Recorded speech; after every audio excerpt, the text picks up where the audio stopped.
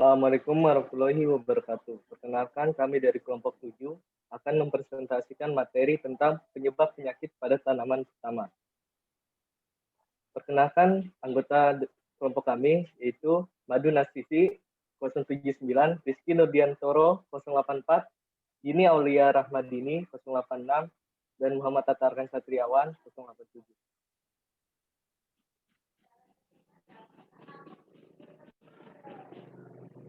Jamur merupakan divisi Talipoti, subdivisi fungi.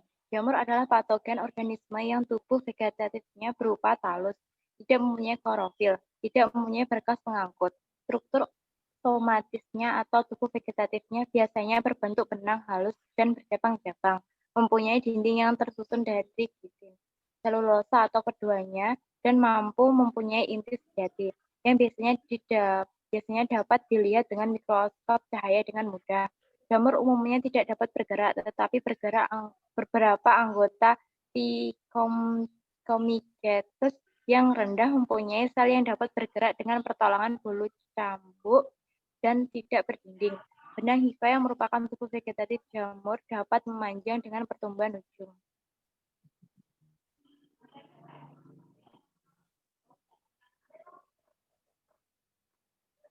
Sifat hidup jamur. Yang pertama, saprofit, yakni sebuah organisme saprofit, fungi hidup dari benda-benda atau bahan-bahan organik mati. Saprofit menghancurkan sisa-sisa bahan tumbuhan dan hewan yang kompleks menjadi bahan yang lebih sederhana.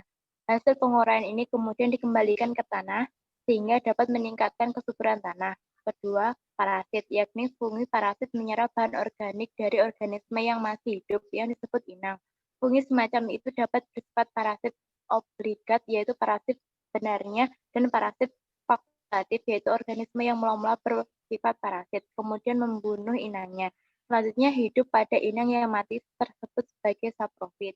Yang ketiga, simbion, yakni jamur dapat bersimbiosis dengan organisme lain. Simbiosis dengan logam menghasilkan liken atau lumut perak, sedangkan simbiosis dengan akar tumbuhan konifer menghasilkan mikoriza.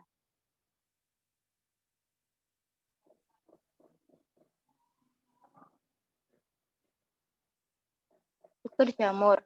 Struktur tubuh jamur terdiri dari eukariotik, sel yang terdiri dari membran sel yang mempunyai klitin. Zat klitin ini terbuat dari polisakarida yang fleksibel dan kuat. Hifa dalam jamur bisa mencabang dan kemudian menjadi bentuk jaringan miselium. Miselium ini membentuk jaringan seperti pembentuk tubuh buah dan jamur. Selain itu, hifa dalam jamur ini memiliki penghalang atau penghalang antar sel yang disebut cesta. Jamur memiliki pori-pori yang cukup besar sehingga organel sel dapat mengalir dari satu sel ke sel lainnya. Dalam beberapa spesies jamur, hifa tidak memiliki pembagi yang disebut Alsepta hifa. Hifa ini adalah massa sitoplasma yang panjang dan berisi ratusan hingga ribuan inti yang disebut hifa senositis, sejumlah inti sel dengan inti berulang tanpa pembelahan sitoplasma. Hifa yang memiliki cabang sehingga miselium terbentuk. Kemungkinan jamur menyerap lebih banyak nutrisi. Haustorium disebut juga jamur parasit memiliki hifa termodifikasi. Nah, Haustorium ini memiliki ujung yang fungsinya untuk menembus jaringan inang dan menyerap nutrisi dari itu. Penyakit yang disebabkan oleh jamur. Yang pertama yaitu rebah semai atau damping off, busuk pangkal batang atau Phytophthira sp. Pada perkembangan semai biji terutama pada bagian yang dekat dengan tanah. Rhizoctonia solani menyebabkan pembusukan semai yang dekat dengan permukaan tanah. Bagian busuk berwarna coklat. Serangan Pythium sp selalu dimulai dari ujung akar pokok dan atau akar larut. Serangan Pythium ini menyebabkan tanaman menjadi layu dan kulit akar busuk basah. Di samping itu, daun atau tunas-tunas dapat terjangkit dengan gejala busuk coklat. Yang kedua yaitu bercak daun. Penyebab penyakit bercak daun adalah jamur Cercospora capsicii. Jamur ini menginfeksi tanaman dengan cara menyebar melalui angin, air hujan, hama vektor, dan alat pertanian saat jamur masih berupa spora. Kemudian spora ini juga bisa menyerang benih atau biji bahkan sebelum ditanam. Gejala yang terdapat pada tunas yaitu akan munculnya bercak-bercak pada tunas. Daun yang terserang penyakit ini, daun akan menjadi kering dan menggulung. Yang ketiga yaitu antraknose. Patogen ini atau Collechiotrichum cocodes biasanya menyerang saat akan panen. Gejala yang timbul karena terserang patogen ini yaitu adanya bercak yang mengering atau busuk. Yang keempat yaitu penyakit patik. Penyakit patik disebabkan jamur Cercospora nicotianae. Gejala pertama kali yang terlihat pada daun yaitu bercak kecil berwarna coklat muda, kemudian berubah putih, kering dengan bintik hitam pada bagian tengahnya. Penyakit ini berkembang dengan baik di daerah dengan suhu antara 20 derajat Celcius sampai 30 derajat Celcius dengan kelembaban yang tinggi. Pada kondisi tersebut, bercak meluas dan daun mengalami nekrosis sehingga daun berlubang-lubang. Yang kelima yaitu lanas. Penyakit lanas disebabkan oleh jamur Phytophthora nicotianae. Gejala umum yang terlihat setelah pengairan, tanaman layu tiba-tiba, seluruh daun terpulai tetapi masih hijau. Ketika dicabut, pangkal batang terlihat coklat meskipun perakaran masih terlihat sehat. Apabila dibelah, umpulurnya terlihat bersekat-sekat.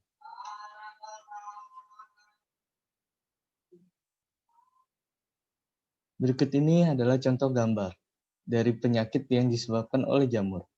Yang pertama yaitu antraknose, penyakit patik, bercak daun, dan pink off, dan lanas. Selanjutnya adalah bakteri. Pengertian dari bakteri adalah mikroorganisme yang memiliki satu sel atau biasa disebut dengan uniseluler. Bakteri memiliki ukuran yang sangat kecil dan umumnya hanya berukuran antara 1 hingga 5 mikron. Prokaryotik. Memiliki bentuk sel yang tetap sama karena memiliki dinding sel. Bakteri tidak memiliki klorofil sehingga memiliki tubuh yang transparan dan tidak memiliki klorofil tersebut disebut dengan heterotrof. Akan tetapi beberapa jenis bakteri memiliki organel-organel klorofil disebut dengan fotoautotrof. Bakteri umumnya berkembang biak secara vegetatif maupun aseksual dengan cara membelah dirinya sendiri. Ada bakteri yang mempunyai flagellata, tetapi ada juga yang tidak. Mikroskopis, memiliki sifat kosmopolit. Bakteri ada yang hidup secara berkoloni maupun ada pula yang hidup secara soliter. Inti sel dari bakteri tidak mempunyai inti atau membran karyoteka atau yang bisa disebut juga dengan prokaryotik. Selanjutnya ada struktur bakteri. Ada lapisan permukaan, sitoplasma, daerah inti, dan alat pergerakan.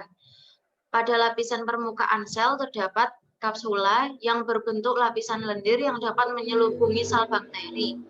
Lalu ada dinding sel yang terletak di antara kapsula dan membran sitoplasma. Bakteri gram positif, dinding selnya tersusun dari polisakarida sederhana. Sedangkan bakteri gram negatif tersusun dari protein, lipid, dan polisakarida. Selanjutnya ada sitoplasma. Sitoplasma berupa protoplasma yang di dalamnya terdapat granula untuk menyimpan zat makanan cadangan, ribosom, dan lain-lain. Selanjutnya di daerah inti terdapat nukleoid. Pada nukleoid ini terdapat kromosom yang hanya dibentuk oleh salah satu molekul DNA. Dengan demikian dinyatakan bakteri sebagai mikroorganisme yang haploid.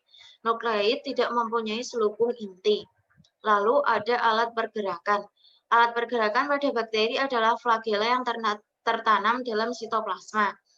Flagela tersusun dari protein yang elastik yang disebut dengan flagelin. Berdasarkan jumlah dan letak flagela, bakteri dapat dibagi menjadi 5, yaitu bakteriatrik, monotrik, levotrik, amfitrik, dan peritrik. Selanjutnya ada penyakit yang disebabkan oleh bakteri. Yang pertama ada penyakit busuk batang berlubang. Penyakit ini disebabkan oleh bakteri Erwinia carotophora. Biasanya penyakit ini muncul setelah tembakau dipangkas atau pugel atau diwiwil, dihilangkan tunas sampingnya. Gejala kelayuan muncul dari atas, batang busuk dan empulurnya berlubang. Bakteri ini masuk melalui bekas-bekas luka dari pangkas atau wiwil, kemudian masuk ke dalam empulur dan merombaknya sehingga menjadi berlubang. Apabila batang dipotong atau dibelah, maka tampak empulurnya berlubang. Bakteri ini masuk melalui lukas bekas alat pertanian, bekas kena bongkahan tanah, atau bekas cuci daun kaki, dan menyebar melalui saluran air. Serangan bakteri tersebut biasanya pada saat hujan setelah perlakuan pangkas atau wiwil. Kadang-kadang gejala layu mulai dari bawah. Pertama-tama, daun dan tanaman layu satu sisi atau asimetris. Pangkal batang busuk berwarna coklat kehitaman dan pecah. Layuan bisa sampai pada pucuk pertanaman di satu sisi daun. Yang selanjutnya yaitu penyakit layu bakteri. Penyakit ini terdapat pada tembakau yang disebabkan oleh bakteri Ralstonia solanacearum E.F. Smiths. Umumnya gejala mulai tampak ketika tanaman berumur 35-45 hari setelah tanam. Gejala umum dari penyakit ini adalah gejala layu pada satu sisi. Gejala awal terlihat 1 atau 2 daun muda layu di siang hari atau cuaca panas, kemudian segar kembali di malam atau pagi hari. Jika kondisi lingkungan lembab dan panas, gejala layu berkembang dengan cepat, sementara daun masih hijau. Jika kondisi kering dan panas, gejala layu berkembang lambat. Daun berubah warna hijau pucat, kemudian menjadi agak kekuningan. Meskipun demikian, daun biasanya tetap melekat pada batang atau tidak rontok. Kadangkala gejala nekrotik terlihat pada pinggir atau sekitar tulang daun. Jika kulit batang dikupas, akan terlihat bagian batang bergaris-garis kecoklatan.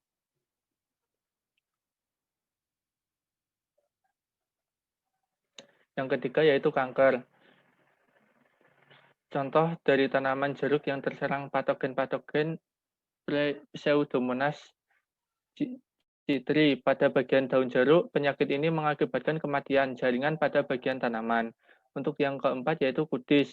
Contoh dari tanaman yaitu tanaman kentang yang terserang patogen Stratomycetes scabies yang menyerang pada bagian buah kentang. Gejalanya menimbulkan bercak-bercak yang tersumbul ke atas dan kasar. Berikut merupakan contoh gambar dari tanaman yang terserang penyakit oleh bakteri. Yang pertama yaitu penyakit busuk batang berlubang. Yang kedua penyakit layu bakteri. Terus selanjutnya kanker pada tanaman jeruk dan kudis pada buah kentang.